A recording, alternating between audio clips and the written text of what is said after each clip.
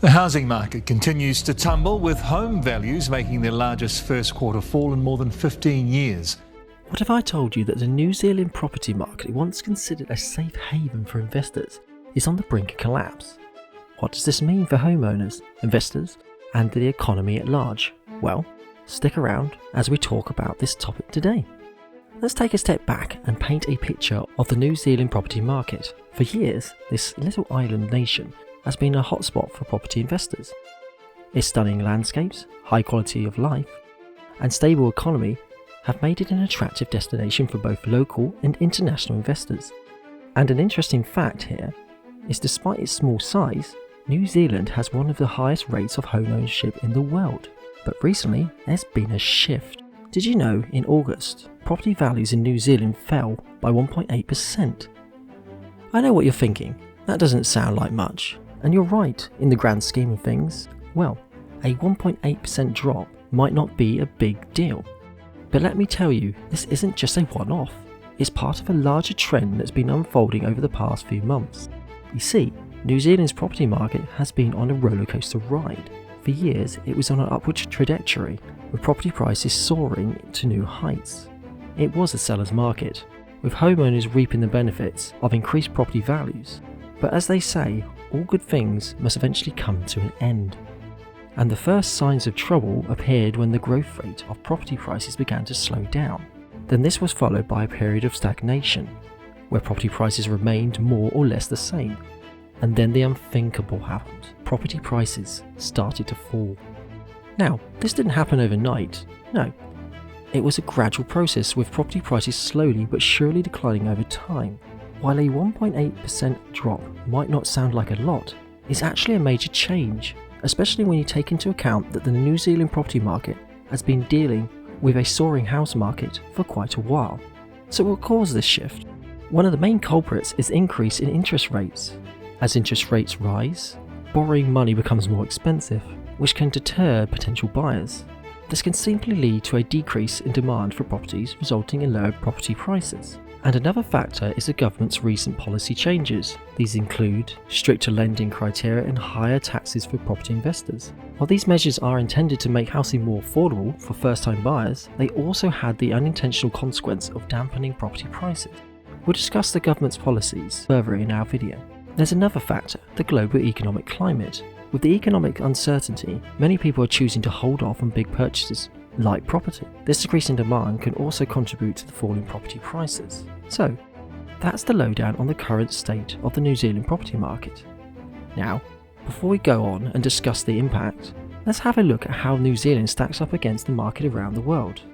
And while we have you here, we'd like to give you a polite reminder that if you appreciate our content, don't forget to hit that subscribe button to show your support. Now, each property market has its own distinct characteristics and unique blends of factors in action, but by comparing markets we can surely gain some valuable insights. For instance, let's look at Australia, our neighbour across the Tasman Sea.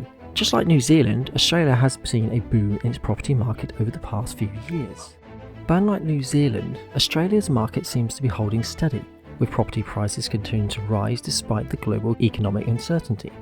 And on the other side of the globe, we have the United States. Well, US property market has been on a rollercoaster ride, with significant regional variations. Some areas have seen a surge in property prices, while others have experienced a slump. So, what can we learn from these comparisons? Well, in general, it highlights the fact that property markets are influenced by a complex interplay of local and global factors. It's always crucial to keep an eye on the bigger picture. Now we know the background of the New Zealand property market and compared it to a few other markets around the world, let's move to the main question. What does all this mean for the average Joe and Jane? How does this impact homeowners and first-time buyers? Well, let's break it down. First up, let's talk about the homeowners. If you're a homeowner in New Zealand, you've probably been enjoying the ride so far. Property prices have been on the up, and if you bought the home a few years ago, well, the chances are its value has increased significantly. But with the recent downturn in property prices, things are starting to look a bit different. One of the biggest impacts of homeowners is the increase in interest rates. I know what you've been thinking, interest rates. What do they have to do with property prices? Well, a lot actually. You see, when interest rates go up, it becomes more expensive to borrow money. And if you've got a mortgage on your home, this means your monthly repayments could go up. It can really put a lot of pressure on household budgets, especially for those who are already stretched thin. There's also the emotional impact to consider. For many people, the home is more than just a property. Well, it's a place of security and comfort. And seeing the value of their home decrease can be upsetting, and the uncertainty of the market can cause a lot of stress and anxiety. Now, let's talk about the first-time buyers. A decrease in property prices might seem like good news for those looking to get on the property ladder, but there's a catch. When property prices are falling, usually living costs and interest rates are rising.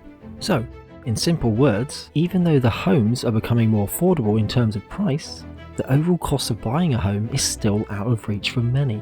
And what about the deposit? With banks tightening their lending criteria, first-time buyers are now required to save up a larger deposit before they can get a mortgage. This can be a significant barrier for many, especially those on lower incomes. And of course, there's the uncertainty of the market. Buying a home is certainly a big decision, and with the property market in a state of flux, well, many first-time buyers are choosing to hold off on their purchase. After all, who wants to buy a property only to see its value decrease a few months later? So that's the impact of the New Zealand property market situation on homeowners and first-time buyers. But what role does the government play in all of this? Let's talk about government policies. The government has implemented a few policies to cool down the property market, like stricter lending criteria, which makes it harder for people to get a mortgage, and higher taxes for property investors, which makes property investment less attractive. These policies are intended to make housing more affordable, but they also have a few consequences. Take stricter lending criteria for instance. It can make it harder for first-time buyers to get on the property ladder, and higher taxes for property investors can lead to a decrease in rental properties, which can drive up rent. So government policies can play a role in shaping the property market, but keep in mind that they're just one piece of the puzzle. A wide range of factors influence the property market. Now, what about the future? What can you expect to see in the coming months and years?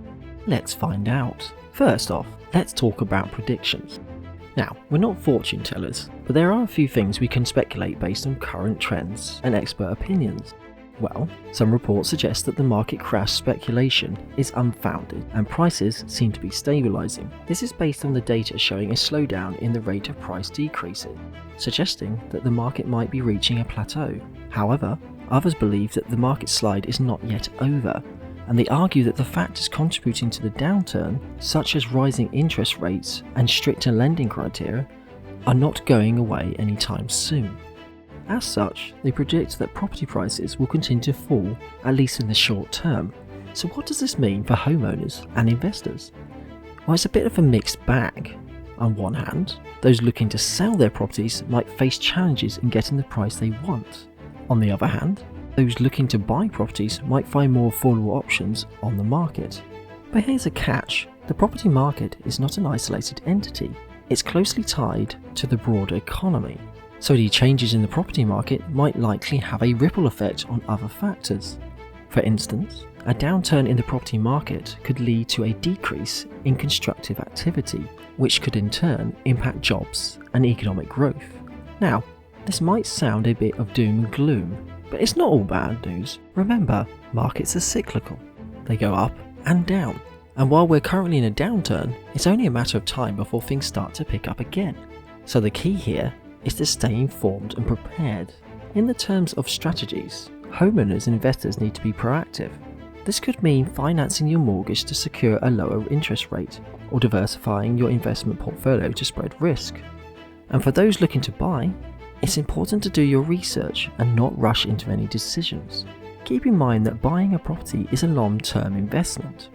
So, that's just a glimpse into the future of the New Zealand property market. It's a complex and ever-changing landscape, but with the right information and strategies, you can navigate successfully. Well, that's it for today. Now we have a question for you.